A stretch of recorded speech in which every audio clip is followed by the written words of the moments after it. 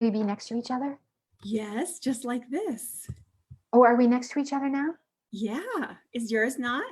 No, how do I? Oh, there it is now. Yes, it is now. Yay.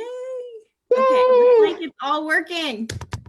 Yay! Okay. Oh, so Enough light in here. welcome Yes. to our speaker spotlights Woo-hoo! with the brainiac, amazing nurse practitioner, Mary Coughlin, and winner of the 2019 One Nurse Award from Thank our you very much.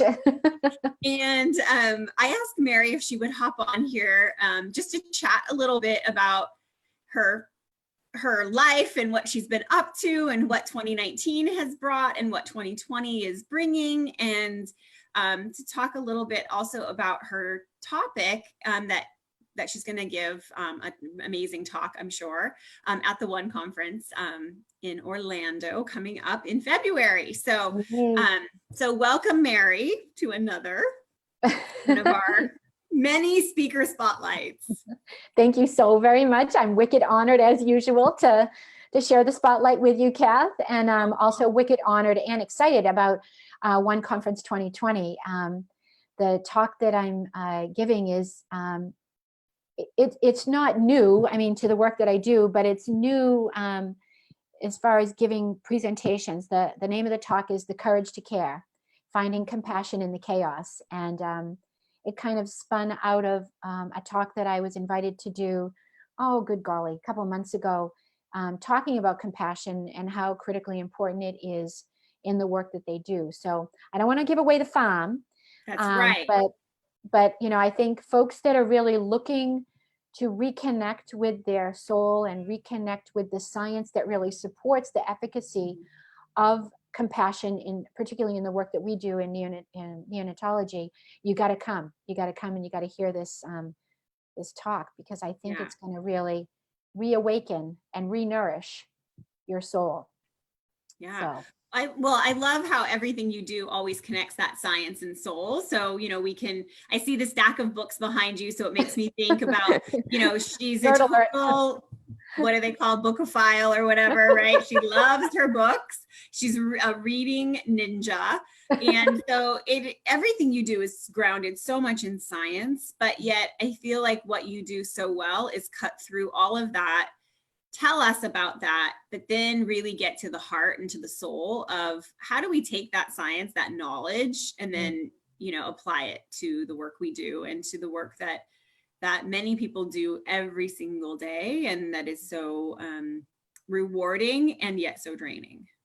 I think, I mean, you know, yes, I'm a super nerd, and I can't ever stop reading. There's not enough you know, I'm just constantly replenishing my brain with all of this knowledge. But what I've learned is that it doesn't really matter how smart you are at the end of the day.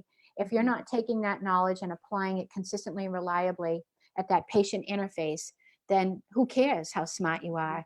And I think the motivation to operationalize that knowledge really comes from that purpose and passion that lies within. I think we need to reconnect with that, to remember, why did I become a nurse in the first place? Why did I become a neonatologist? Why did I become a neonatal therapist? You know, it certainly wasn't for the money. It was a deeper calling. And I think when we can reconnect with that deeper calling, the power that it gives us in our caregiving, you know, those different touch points that we provide to the patients and their families, it just becomes that much more impactful, I think. Yeah, absolutely. You know? So the One Conference, we call it Feeding the Head and the Heart, and Mary calls it the Science and the Soul. So I always feel like we have so much synergy between the programs you do with your Science and Soul Conference and your other online programs, and then of course the things we do at Synapse. And so I think that's why we've continued to be able to continue to collaborate. And I was just thinking, the first speaker spotlight we ever did for the One Conference, the very first One Conference, was you and I. Was it really? Oh my gosh. I feel like this is like an anniversary. Deja vu. Deja vu of 4 years ago that we kind of embarked on this amazing journey that's been the One Conference. And something we developed the second year of the One Conference was the One Nurse Award. And And we were really excited to surprise you with that award. And I think we've posted the video of you receiving that award, but talk a little bit about what that meant to you. Oh my goodness, I can feel the tears already coming up. Oh, I'm sorry. As I just remember what it felt like. I mean, I thought when you guys developed that award, it was just, again, for me, it just aligned that, science and soul piece, right? That each one of us can be that impactful for a patient and a family in any one singular moment that oftentimes for us can be fleeting. You may not even remember the moment when you touched someone else's life in such a way that they remember that forever. And so when I was awarded that, I really thought it was Laurie Brittinger that was getting the award, a NAN president, just such an amazing human being, such a huge contribution that she's made to neonatal nursing and all the babies and families that she served in her practice. And so to be the recipient of such an amazing award that is just so soulful, just so important, is really, I mean, that's what the work I do really is all about, right? It's touching people's lives in ways that makes a difference, that really celebrates their unique contributions to, the work that we do in neonatology. And so to be seen as somebody who is making that kind of contribution was really pretty powerful. So yeah. It's sitting right over there. It's right there. It was really, gosh, now I feel like sorry. Well, no, you're not. It was I am. powerful. I didn't want you to be teary, but I did want you to share what it felt like. And words just don't even they pale, to really describe the honor of that. And then to see the award also conferred on this really amazing neonatologist from Mexico, Carlos, and what it meant for him, the journey that he's been on to really bring this idea of neuroprotection to Mexico, to the clinicians and of course the babies and families that he serves down there, was just so profound. I think celebrating that, seeing that in one person, it's super powerful. I can't wait to see who will be the recipient in 2020. So last year, we've done the One Nurse twice. And then we realized that as the One conference was growing, that we had more than nurses coming to the conference. And so we created a second award called Being the One, because we know that there are people like Dr. Carlos, who Armenta, who's been coming to the One conference since the first one, and is huge fan of Mary's work and of the work of many of our other committee members. But it was really great to see how being the one translates beyond just, beyond nursing. And so we really did want to shine a light and appreciate all the work that so many different disciplines are doing.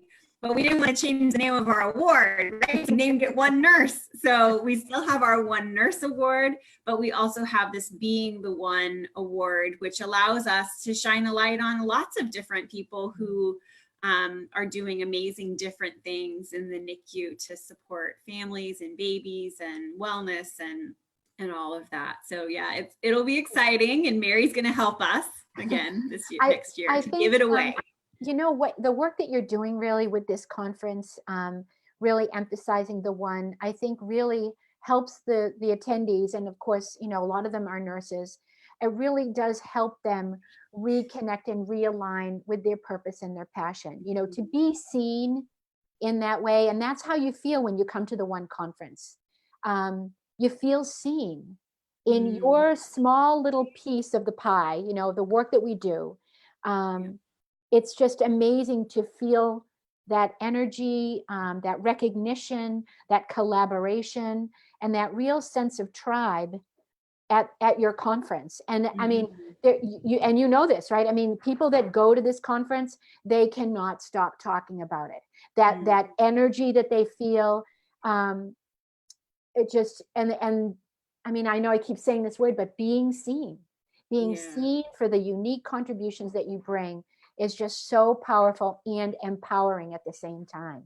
You don't get that from every conference that you go to. I mean, there's always brilliant speakers, and that's really wonderful. And we're all nerdaholics, you know, and adrenaline junkies, and we love to hear the latest and greatest. But that extra dimension that you bring with the one conference is totally unique. Thanks. Yeah, Thanks. it's powerful stuff what you do, lady.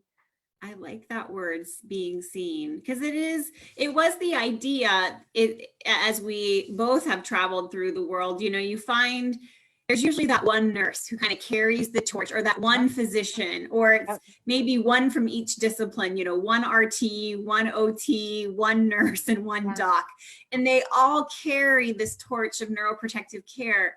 And it really was this idea of, you know, you have all year to be alone as champions in your unit, but to come together to know you're not alone.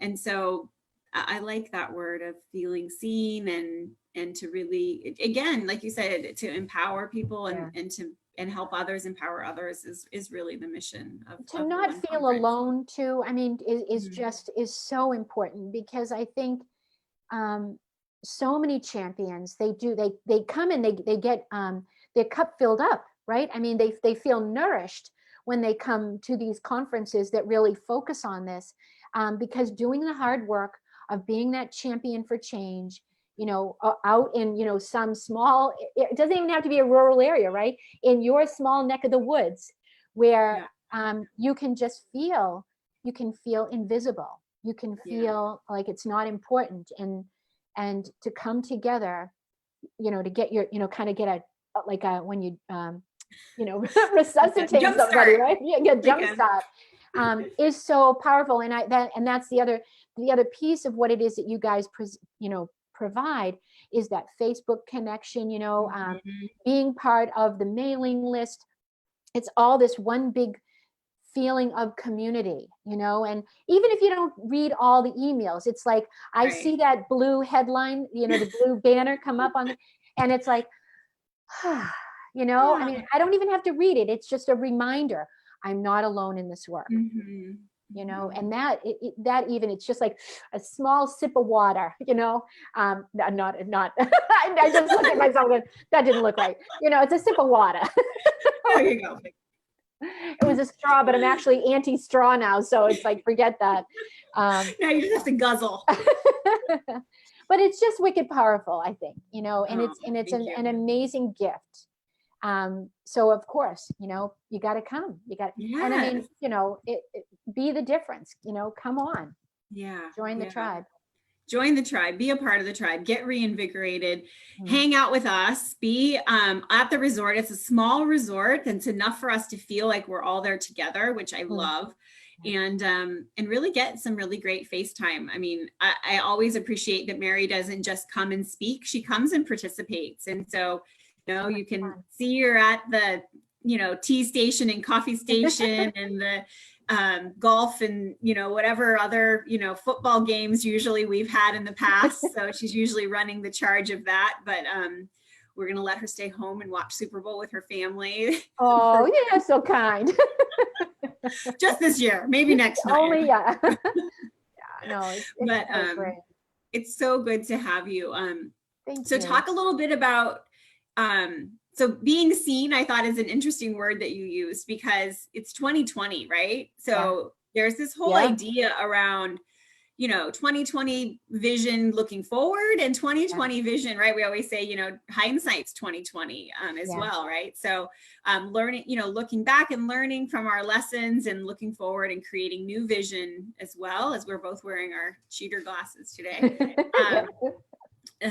But what have been some of your highlights of 2019, looking back this last year? So 2019 has been a really amazing year, to be honest. And I feel like this concept of trauma-informed care is really catching on and becoming more mainstream. I'm seeing more and more literature outside of the world of psychology, which has really been super validating for me.